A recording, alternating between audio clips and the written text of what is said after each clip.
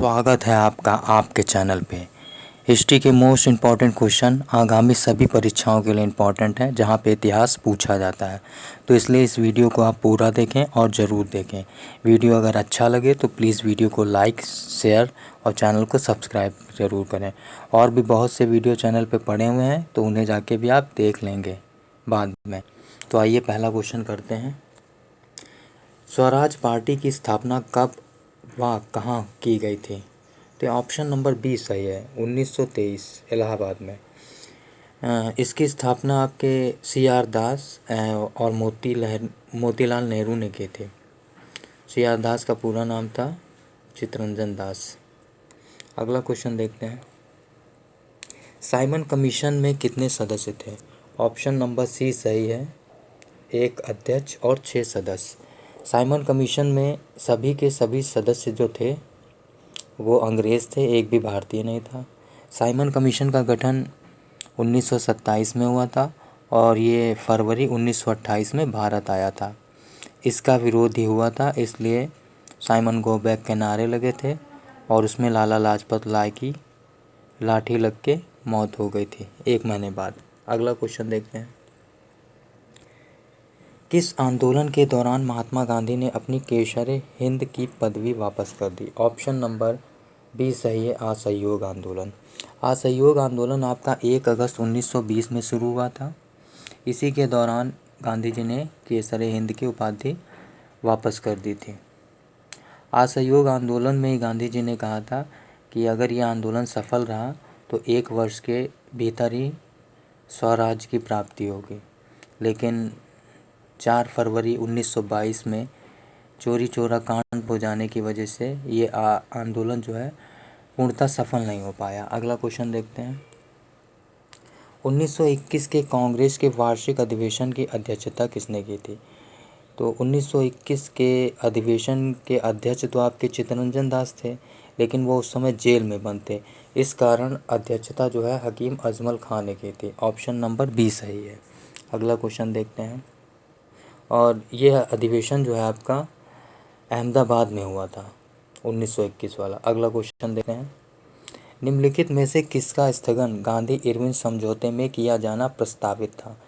Gandhi Irwin समझौता आपका 5 मार्च 1931 को हुआ था। इसके द्वारा सविनय अवज्ञा आंदोलन को स्थगित किया जाना प्रस्तावित था। सविनय अवज्ञा आंदोलन 6 अप्रैल 1930 को प्रारंभ हुआ था। चलिए अगला क्वेश्चन देखते हैं।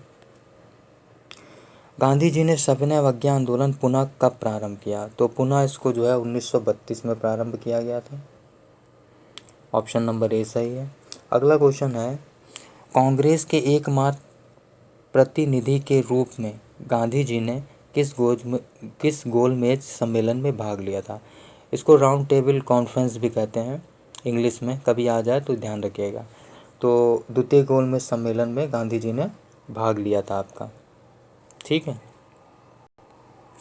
गांधी जी ने भी और कांग्रेस ने भी, मतलब दोनों द्वितीय में ही लिए थे। तीनों गोलमेज सम्मेलन में भाग आपका BR अम्बेडकर और तेज बहादुर सप्रू ने लिया था। अगला क्वेश्चन देखते हैं।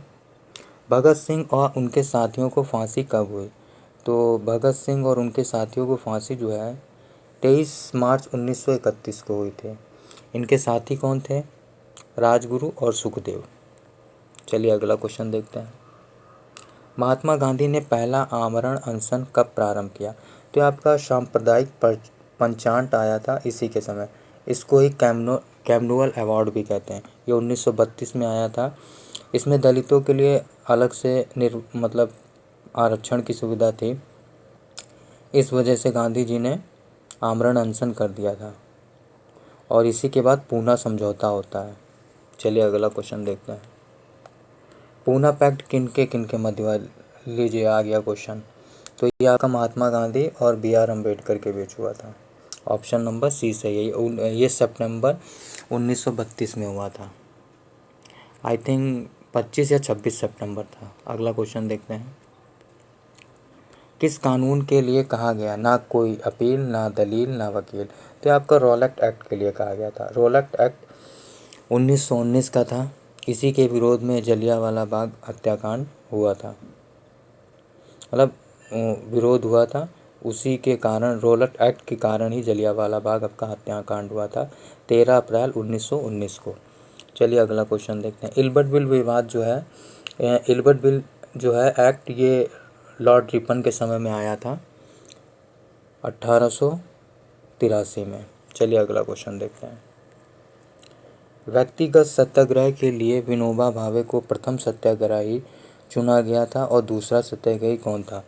तो ये आपके दूसरे जो थे पंडित जवाहरलाल नेहरू थे और तीसरे सत्याग्रही थे आपके ब्रह्मदत्त। अगला क्वेश्चन देखते हैं।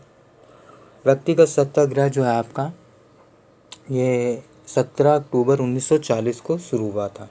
अगला क्वेश्चन देखते हैं। अखिल भारतीय मुस्लिम लीग की स्थापना किसने की थी? तो ये आपकी नवाब सलीमुल्लाह खान ने की थी। ऑप्शन नंबर डी सही है। मुस्लिम लीग की स्थापना 30 दिसंबर 1906 में हुई थी। अगला क्वेश्चन देखते हैं। रविन्द्रनाथ टैगोर के सुझाव पर बंगाल के विभाजन का दिन 16 अक्टूबर 1905 को मनाया गया था। तो यह रक्षाबंधन दिवस के रूप में मनाया गया था। ऑप्शन नंबर बी सही है। बंगाल विभाजन आपका लॉर्ड कर्जन के समय में हुआ था। इसी के द्वारा बंगाल को 2 प्रांतों में बांट दिया गया था और इसी के विरोध में आपका स्वदेशी व बहिष्कार आंदोलन हुआ था। अगला क्वेश्चन देखते हैं।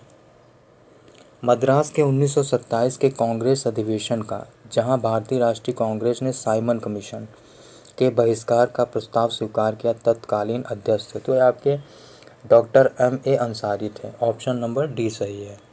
अगला क्वेश्चन देखते हैं। भारतीय स्वतंत्रता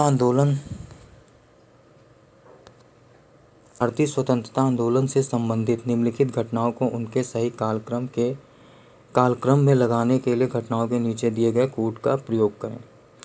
दिल्ली के सेंट्रल लेजिस्लेटिव असेंबली हॉल में बम फेंकने की घटना, जतिन दास की शहादत, भगत सिंह की शहादत और भारतीय राष्ट्रीय कांग्रेस का कराची अधिवेशन।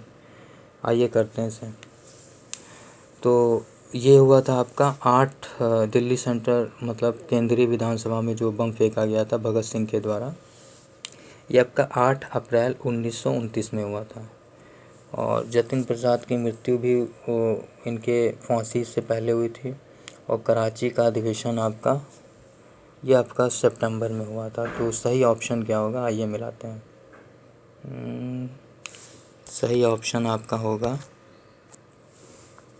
आपका ऑप्शन नंबर ए। ये सब क्रम से ही हैं। अगला क्वेश्चन देखते हैं। निम्नलिखित में से कौन एक कथन सुभाष चंद्र बोस द्वारा लिखित पुस्तक इंडियन स्ट्रगल के विषय में सत्य नहीं है?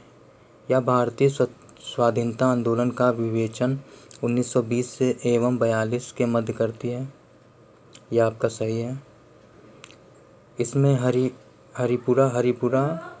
हरिपुरा और आपका त्रिपुरी अधिवेशनों की चर्चा, ये भी सही है। हरिपुरा आपका कहाँ है? गुजरात में। और त्रिपुरी आपका मध्य प्रदेश में। इसमें एक अध्याय the Gandhi Irwin pact and after है। इसमें विस्तृत रूप से कृषक आंदोलन का विवरण दिया जाता है। ऑप्शन नंबर डी जो है वो सही नहीं है, बाकी सभी सही हैं। अगला क्वेश्चन देखते हैं। निम्नलिखित में से किसने मौलिक अधिकारों के प्रस्ताव का प्रारूप तैयार किया जो 1931 के भारतीय राष्ट्रीय कांग्रेस के कराची अधिवेशन में पारित हुआ? तो ये आपका पंडित जवाहरलाल नेहरू जी ने किया था। कराची अधिवेशन 1931 में हुआ था। इसके अध्यक्ष कौन थे आप मुझे कमेंट में बताएंगे। इन्हीं 4 में से एक थे, ये मैंने आपको हिंट दे दिया। अगला क्वेश्चन देखते हैं।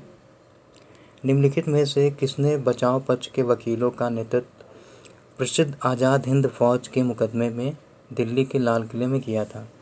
ये आपके भूलाभाई देसाई थे। ऑप्शन नंबर डी सही है। अगला क्वेश्चन देखते हैं। हड़प्पा सभ्यता में निम्नलिखित किस लिपि का प्रयोग हुआ? तो यह आपका चित्रात्मक लिपि का प्रयोग है।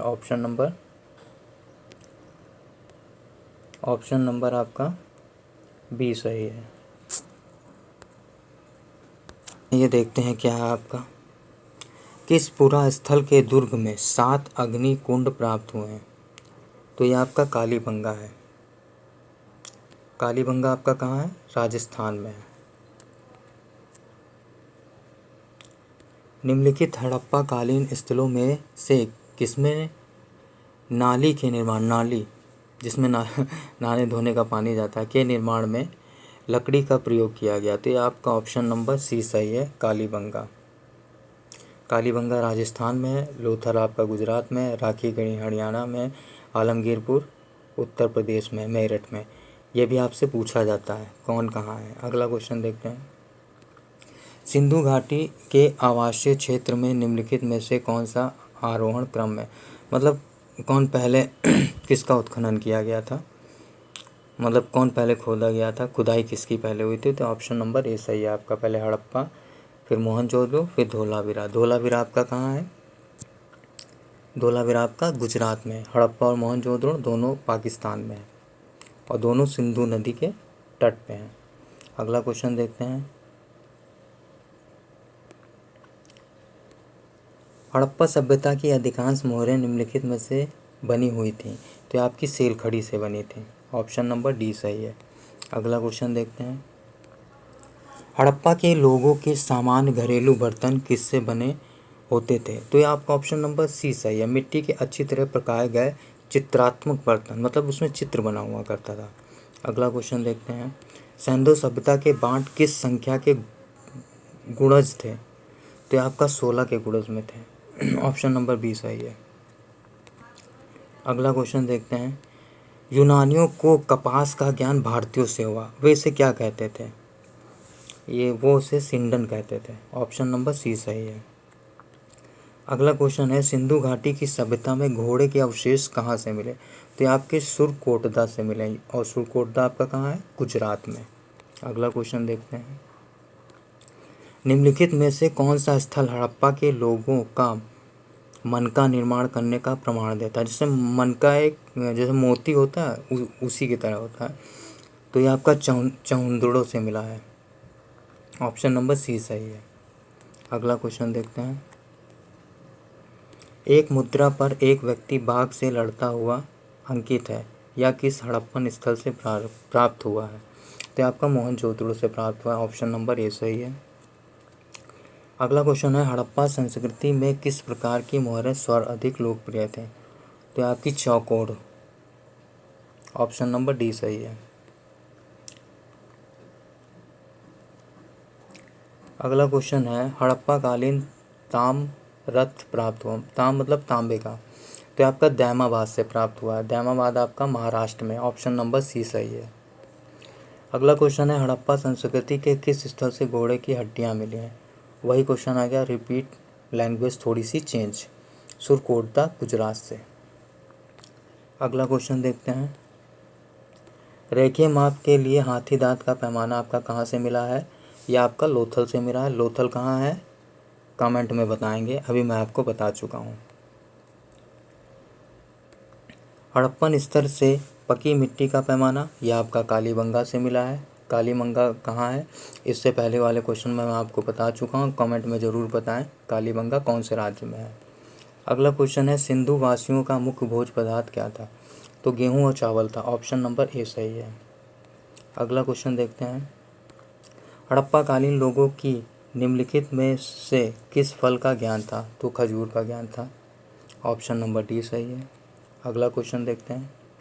चलिए आज यहीं तक रखते हैं, इसके बाद मैं आपको और भी क्वेश्चन हिस्ट्री के कराऊंगा प्रैक्टिस सेट, जो सभी परीक्षाओं के लिए इम्पॉर्टेंट होगा, जहाँ पे हिस्ट्री पूछी जाती है, जीएस में पूछा जाता है उसके लिए भी। तो प्लीज़ इस वीडियो को लाइक शेयर और सब्सक्राइब ज़रूर करें, और आपके सहयोग से ही मैं और आगे वीडियो अच्छे अच्छे बनाता रहूँगा। बहुत से वीडियो हिस्ट्री और पॉलिटी के चैनल पर पड़े हुए हैं, तो उन्हें जाके ज़रूर देखें। आप देखें, वो सीधे सीधे क्वेश्चन फंसते हैं। अगर विश्वास ना हो तो आप जाके एक बार वो क्वेश्चन देखिए, और जो क्वेश्चन पेपर दे के आए हैं अभी लेटेस्ट में टेट का या जूनियर का देख के आए हैं, या इससे पहले जो सुपर टेट हुआ है। तो इसलिए इस वीडियो को लाइक शेयर सब्सक्राइब ज़रूर करें, और आप सबका बहुत बहुत धन्यवाद।